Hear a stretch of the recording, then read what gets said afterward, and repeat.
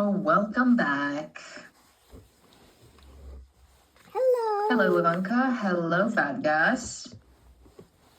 Um, you both look very cute. Thank you. Wait. You're welcome. I'm just stating the obvious, kind of. Wait, I'll try something wait. just for a brief moment. Oh no, you're gonna do that thing again. Yes, I'm gonna do that thing again. Oh my gosh. I'm gonna give her shoes later. Oh, wait. Yeah. Okay. You can. Thank you very much. So she doesn't freeze to death. That's scary. I think purple goes well with that. I like it.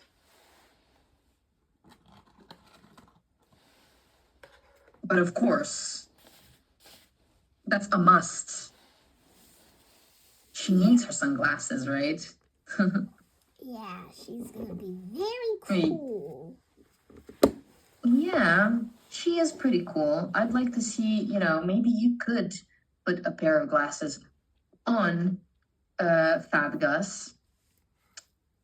Oh, I yeah. used to do that with my companions that I had. I put like glasses on my cats, but they don't like that very much.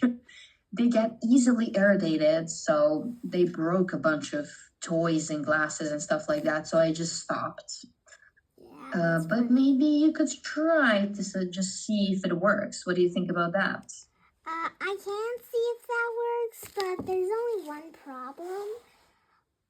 I lost my childhood sunglasses, and I didn't get any sunglasses after that. So I don't know if I can do the experiment, but I think I can make a sunglass, but I don't think it would have those sticks.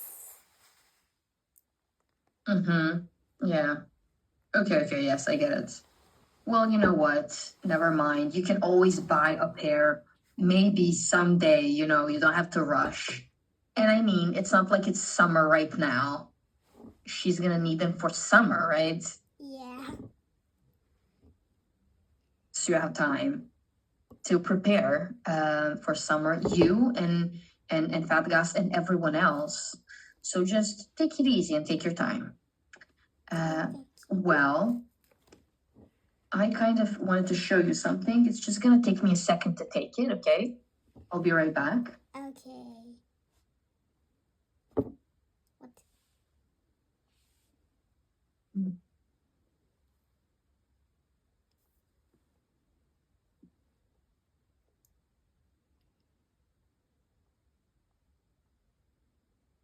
Okay. Thank you for being patient. So last night I kind of painted something on canvas. This is canvas. And I painted this. Wow, that's so beautiful. You like it? Yeah, it looks pretty nice. I would actually give you an advice though. Yes.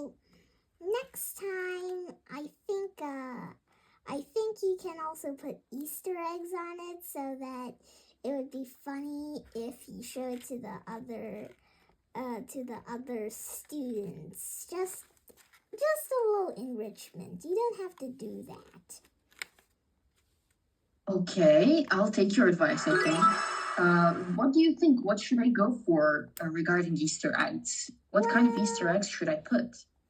You can do a squirrel Easter egg, or you can do a Harry Potter lightning bolt scar thingy. Nice. Easter egg. That would be pretty nice. Based on what I know what you like. You probably like those. Yes, I agree. Thank you very much for your suggestion. I think I'll take that into account. Okay. And now, Ivanka, it is time for us to finish this. So this is the beginning of the end. where we will be talking about kind of the closure of all of this. So the Headmaster's Gambit, a test or a lesson? What is this trying to tell us if we just look at the picture? Where is this? What is this? This is telling us what is going on right now with this tub. Mm-hmm. That's what I think it's telling me. Yes, I think so too. But do you know, there is a question here. Is this a deliberate design? Was this made kind of a hidden story? Was everything crafted so Harry would do it? Do you think that people knew that he will have what it takes? When I say people, I mean people in charge, sort of. Like Dumbledore, for example. Like, you mean like if he actually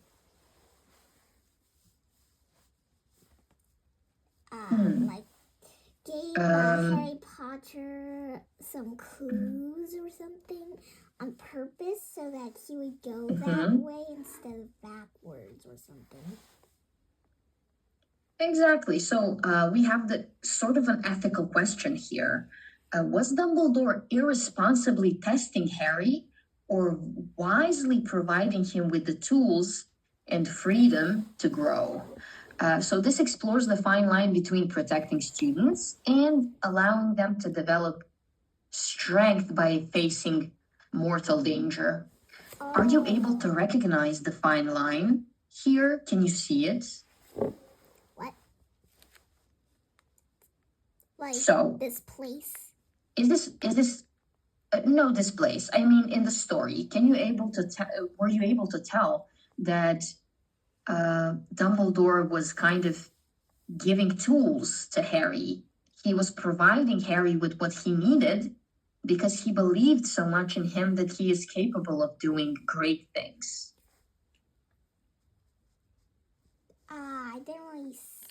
I haven't really seen that in the book, but I know he warned him about the Mirror of Desire backwards. Yes. Okay, those are kind of the things that I think Dumbledore maybe insinuated. Look at this, Ron's question. Do you think he meant you to do it? That was what Ron asked. But look at Harry's conclusion. This is very important. Harry's conclusion. Can you read it? Here. Dumbledore is a funny man. He's a funny man, Dumbledore. I think he knows more or less everything that goes on. I think he just taught us enough to help. What do you think about this? Do you agree with Harry's conclusion? I agree that Dumbledore is a funny man and all that, but one thing that I think is missing from that picture earlier was a squirrel. Where would you put the squirrel? I think I will put the squirrel, I think I will make this... In the headmaster's chair? I think I would put this, I will turn this stick longer and then put the squirrel there. And I'm pretty sure that would be pretty funny, but I think what you just said was pretty that's pretty funny too. I mean, a squirrel pretending to be Dumbledore. That's just so funny.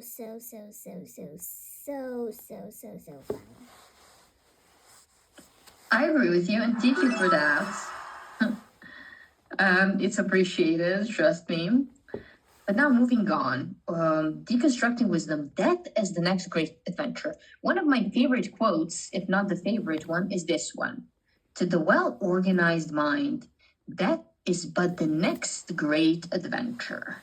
What is your take on this? How do you perceive this? I perceive this as I am completely not as brave as Dumbledore is, first of all. And second of all, I think I agree with this, but I just don't like that you have to do this in order to be the next great adventure. I don't know why he said great, mostly because I don't think it's great. And I just want to remind you, Chinese people are very afraid of death. I don't know why, but I am also afraid, not because I want to live forever, but because I think I never experienced it before, and I can imagine it will be very, like, you would be very, it would be like you will like hurt very much. I understand completely. I think we are born with the fear of dying. It's pretty normal. You should be afraid of death because that just makes you want to live more, want to live a long and happy life.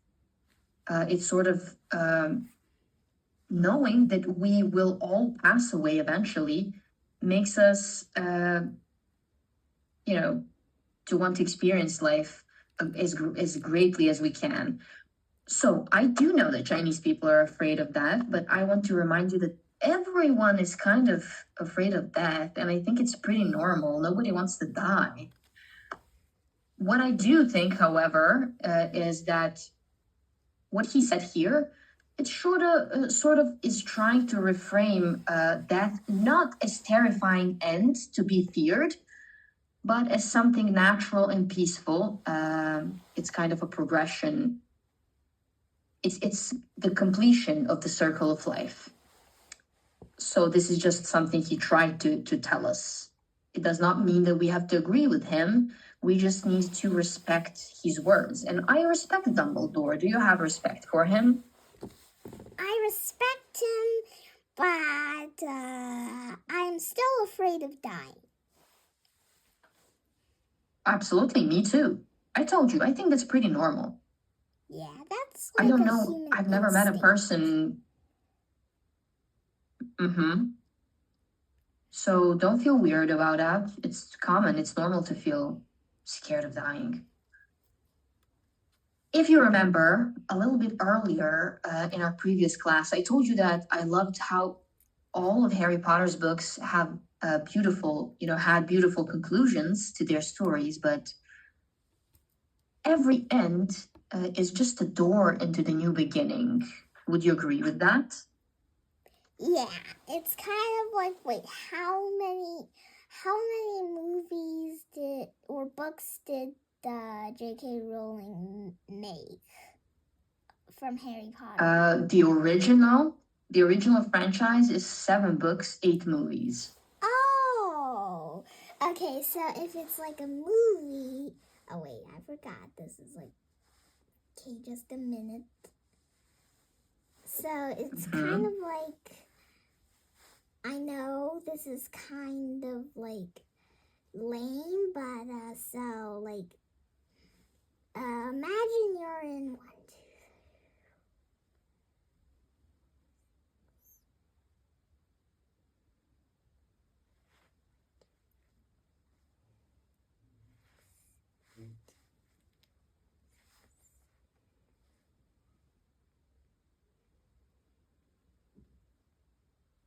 Okay, so I don't really fine. I'll just 1, 2, 3, 4, 5, 6, 7, 8. Like in the movie, like it would be like, oh, wait, in the movie, it's like supposed to be like you have a lot of doors, and then basically you and your friends will have to go through these doors.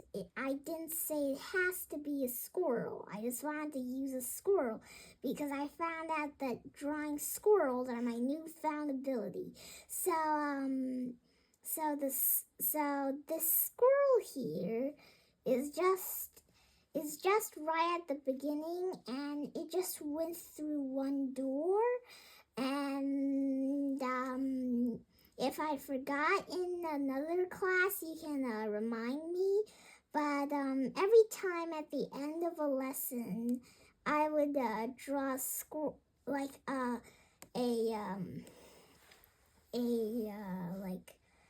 like one of these Harry Potter class lessons. If I forgot, you can remind me. So every time after this lesson, I will draw this arrow thingy, and that indicates how many doors we went through. So basically, that pretty much means I have to draw 7 lines and a squirrel at the end of one lesson. Okay, cool. I like that. We can do that. I love it. Now, this was a beautiful metaphor to lead us in a little bit. So Harry's transformation is complete. So for now, he's closing the doors. He ends the book genuinely happy for the first time. We compared Harry's from his time at the Dursleys to Harry, who is now a grown wizard, right? He is the same age, but completely different person. Do you think that he ended the book in the quiet, almost completely opposite place from where he started? Yeah, that's pretty much like that. Yeah, I think that's like pretty much like that. But I'm still happy about it. Not that I'm like not impressed about it, because well, due to how like it's a good ending, not a bad ending. Some movies have bad endings. I never seen a movie that has a bad ending, but I did see some. It's just not the actual movie. It's just a kind of like a very, very easy, or let's just say a very, very, very simple and 5-minute